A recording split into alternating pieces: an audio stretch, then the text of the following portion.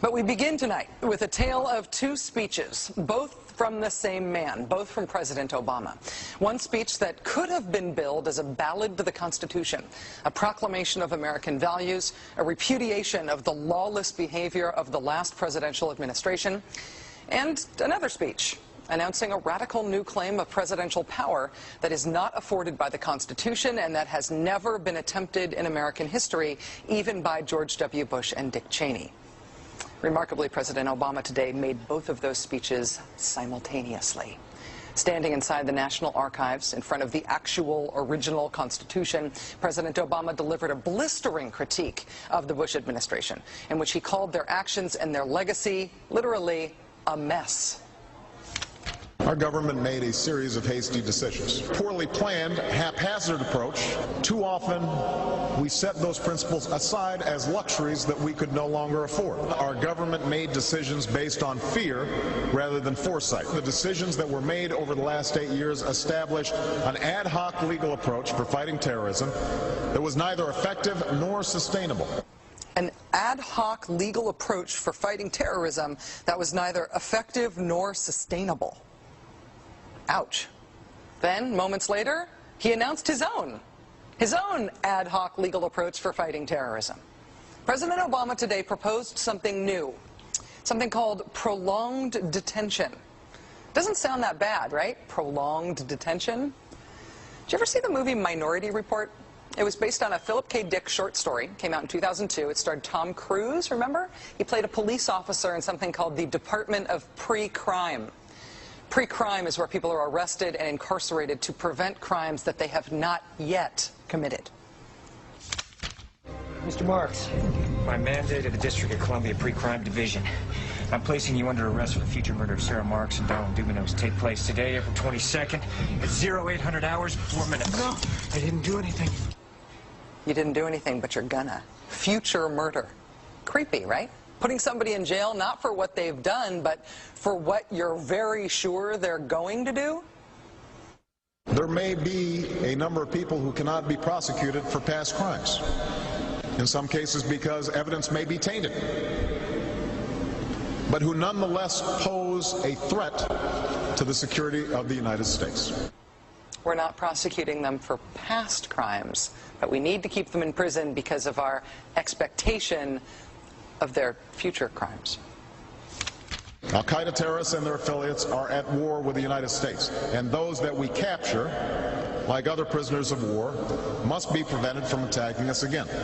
Prevented. We will incarcerate people preventively. Preventive incarceration.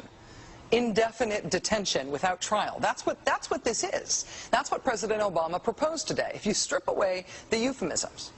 One civil liberties advocate told the New York Times today, quote, "We've known this was on the horizon for many years, but we were able to hold it off with George Bush. The idea that we might find ourselves fighting with the Obama administration over these powers is really stunning." And it is stunning, particularly to hear President Obama claim the power to keep people in prison indefinitely with no charges against them, no conviction, no sentence, just imprisonment.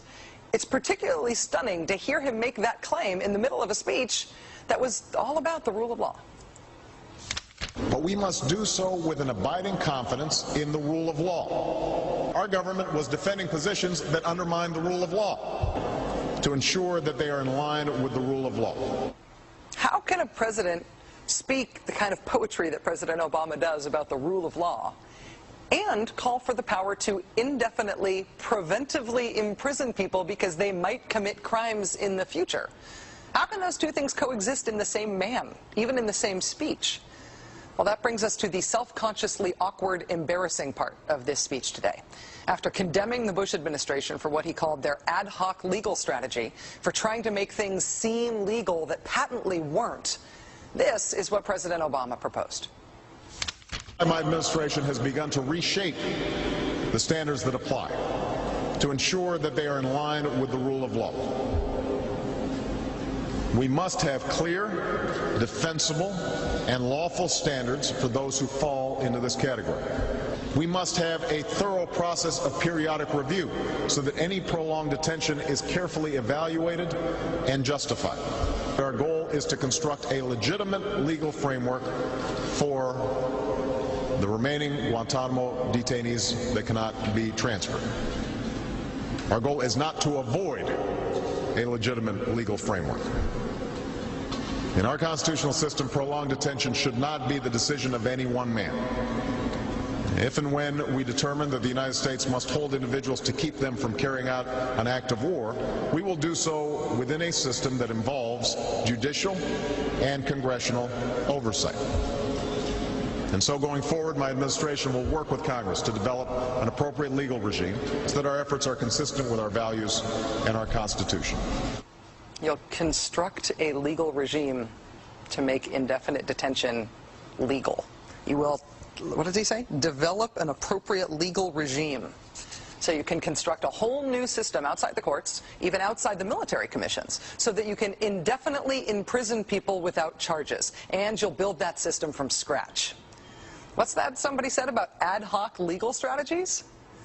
Just for context here, in the United Kingdom, where there isn't even a Bill of Rights, there's been a major debate about whether people can be held in preventive detention. Former British Prime Minister Tony Blair wanted 3 months to be the outer limit for how long anyone could be held. There was a big political fight about it. Parliament ended up limiting that power to 28 days. 28 days is still the longest period of preventive detention that's allowed under law in any comparable democracy anywhere in the world.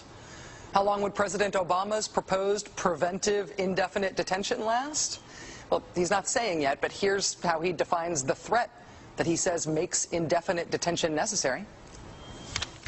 Right now in distant training camps and in crowded cities, there are people plotting to take American lives.